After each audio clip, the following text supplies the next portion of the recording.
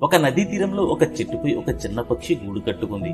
ఆ గూడులో దాని చిన్న చిన్న పిల్లలు ఉండేవి. కాని ఒకరోజు భయంకరమైన తుఫాను రావడంతో గూడు విరిగి నదిలో పడింది. పక్షి తన పిల్లలను కాపాడటానికి ఎంతో ప్రయత్నించింది.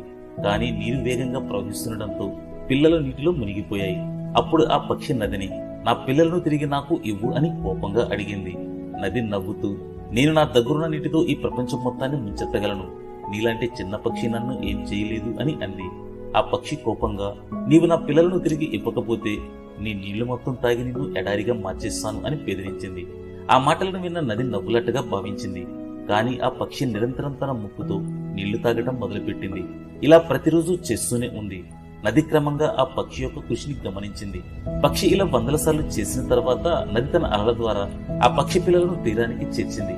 అప్పుడు ఆ పక్షి, నీవు ప్రపంచాన్ని మొత్తం ముంచెత్తగలవు, అయినా నాలాంటి చిన్న పక్షికి ఎందుకు భయపడ్డావు అని అడిగింది.